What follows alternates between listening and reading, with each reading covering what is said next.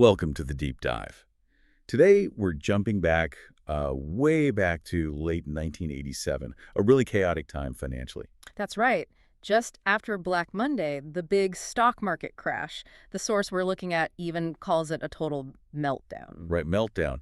And while most folks were bracing for, well, maybe even a depression, hiding under their desks, we've got this shareholder letter. And it presents just this stunning contradiction to all that fear. It really does. Mm. We're digging into the 1987 letter from Fairfax Financial Holdings, though.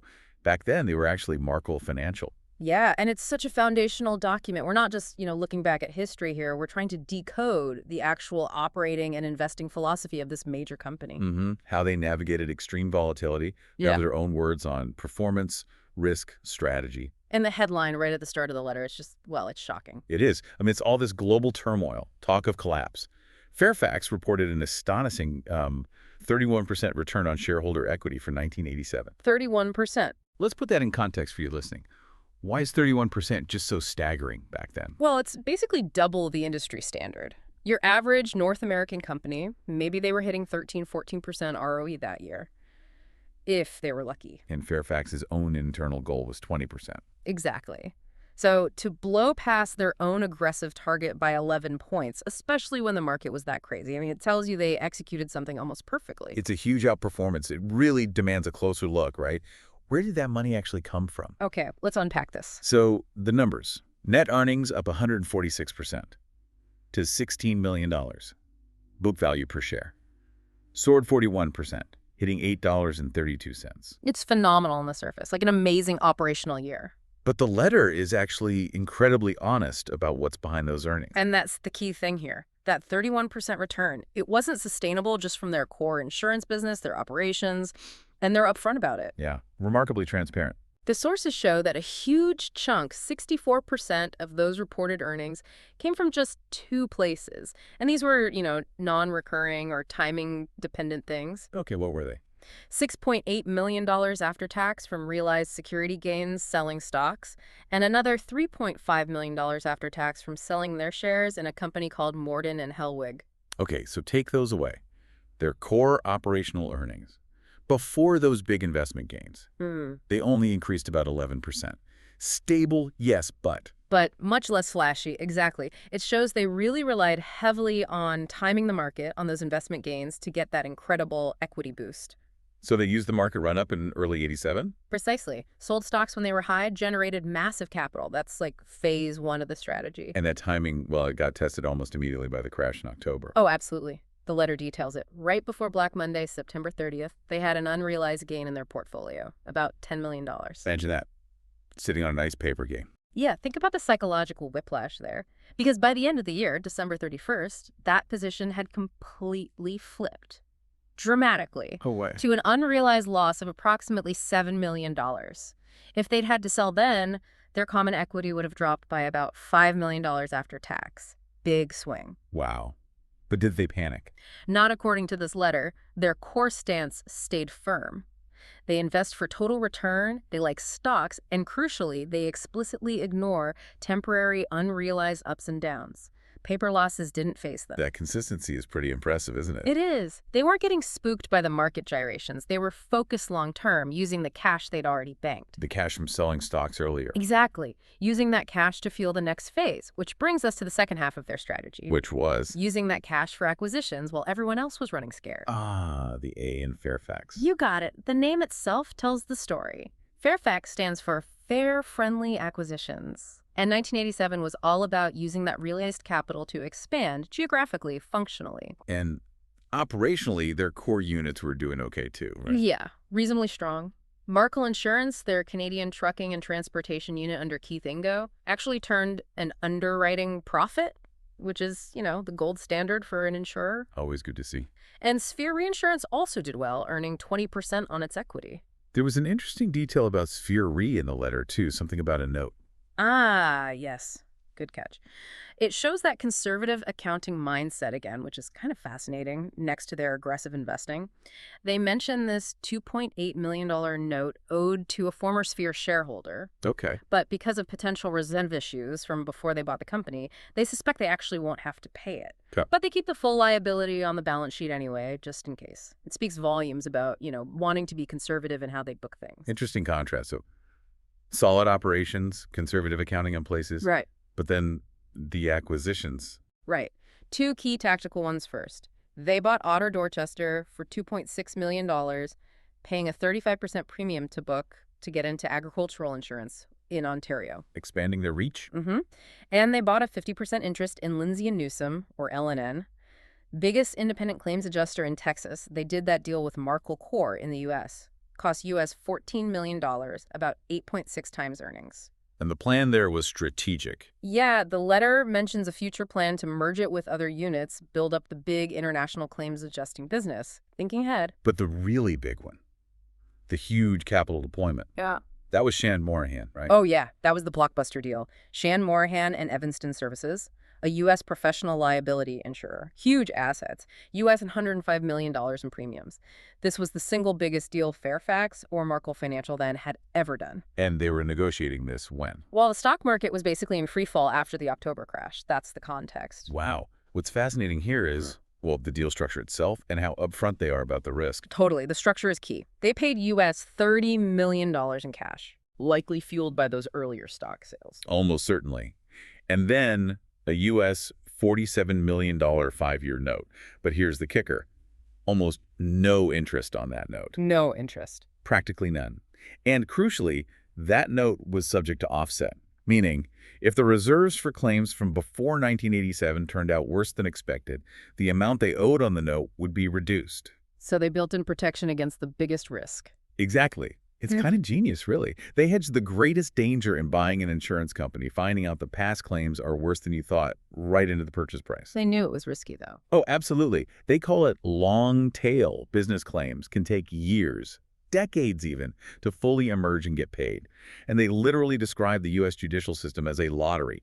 They acknowledge that if this went wrong, it would hit Fairfax hard. Okay, but hang on. If it's long tail, if the courts are a lottery, how can they possibly claim to be financially conservative? That sounds like a really aggressive, non-conservative bet, even with that note protection. And that tension right there, that's the absolute core engine of how they operate, I think. How so? They're conservative where it counts operationally, in their accounting, in their reserving, in the discipline of their underlying insurance units. But they are aggressive, opportunistic maybe, in how they allocate capital. Calculated risks. Calculated bravery, perhaps.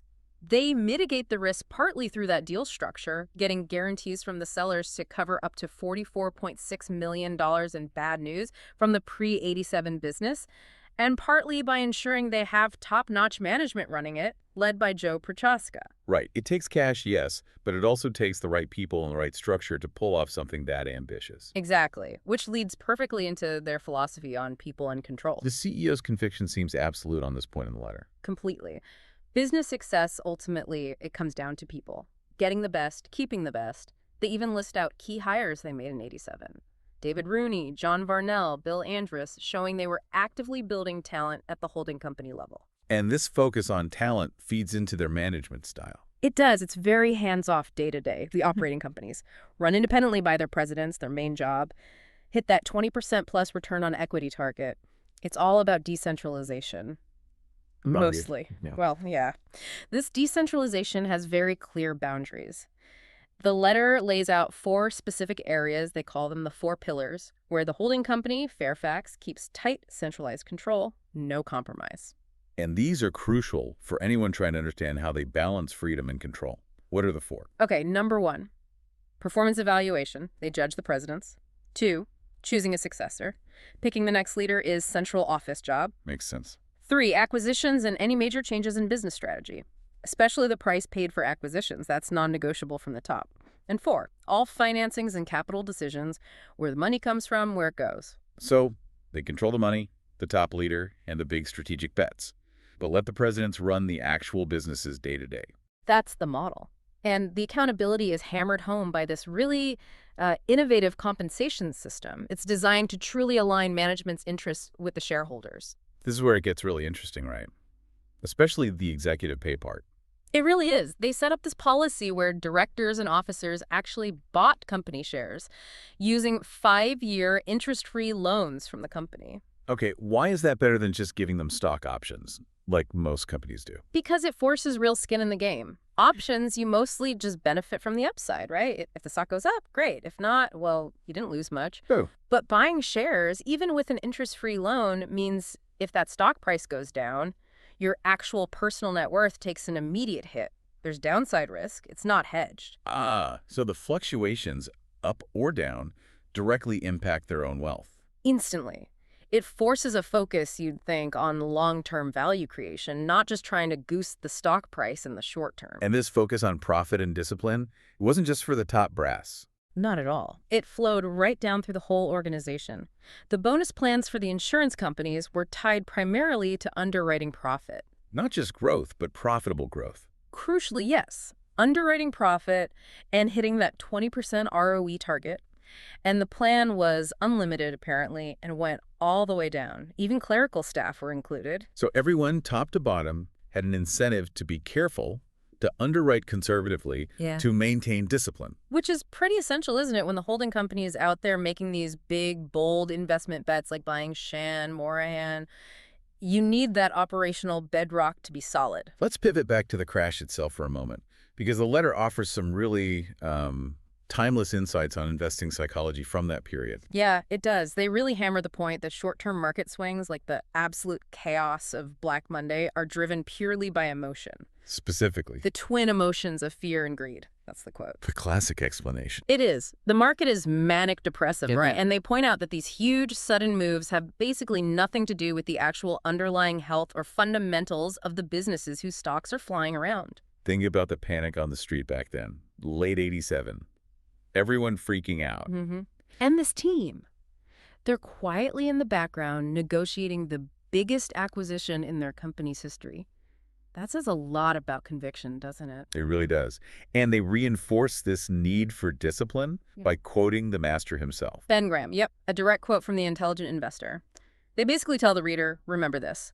The investor with a portfolio of sound stocks should expect their prices to fluctuate and should neither be concerned by sizable declines nor become excited by sizable advances. Stay calm. Ignore the noise. Focus on the business. That's the message, and that discipline lets them pursue their long-term vision, even though, paradoxically, they state they have no real long-term plans. Wait, what? No long-term plans? Well, none other than hitting that 20% plus ROE target and, quote, react to opportunities on a day-by-day basis. That sounds almost reckless, reacting day by day. But I don't think it is in their context. It signals a commitment to disciplined, value-driven opportunism. Be ready, be flexible, but stick to your principles when an opportunity arises. Don't get locked into a rigid multi-year plan that blinds you. Flexible opportunism, grounded in discipline. Okay, they were also looking outwards, weren't they? Any external risks they flagged? Just one, really, but it was incredibly prescient. While they felt pretty good about the U.S. and Canadian markets long term, they flagged one major singular risk outside their control. Which was? The potential collapse of the highly speculative Japanese stock and real estate markets. This is 1987, remember? Wow. They were basically forecasting the next massive global bubble bursting years before it happened. If we connect this to the bigger picture, it just shows this relentless global awareness. Even while dealing with the 87 crash fallout right in front of them, they're already scanning the horizon for the next big dislocation, driven by excessive speculations somewhere else. Amazing foresight.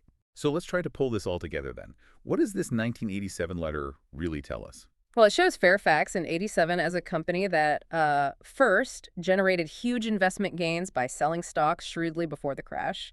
Then second, immediately took that cash and plowed it into massive strategic acquisitions like Shand, Morahan, precisely because the market was collapsing and others were scared. Turning crisis into opportunity, textbook style. Absolutely. And third, they built this high accountability, decentralized but centrally controlled management structure, all driven by that 20% ROE target. And underpinned by that unique compensation system, the loans for shares tying everyone's fate together. Exactly. They ended 1987 miles ahead of where they started. Book value shot up from $1.84 per share back in September 85 to $8.32 by year-end 87.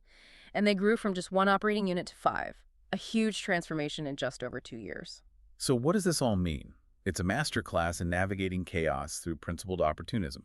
But here's the final provocative thought I want to leave you with, thinking about this letter. How do you truly reconcile that stated desire for conservative accounting? Being careful with reserves, disclosing off-balance sheet debt like they did. How do you square that conservatism with a core strategy that explicitly relies on maximum flexibility and reacting to opportunities on a day-by-day basis? The discipline versus the opportunism. Exactly. That inherent tension, that balancing act between extreme discipline on the books and balance sheet and aggressive, almost swashbuckling opportunism in allocating capital. Maybe that tension is the real secret sauce. The core engine that drove their incredible success through all that financial chaos back in 1987. Something to think about.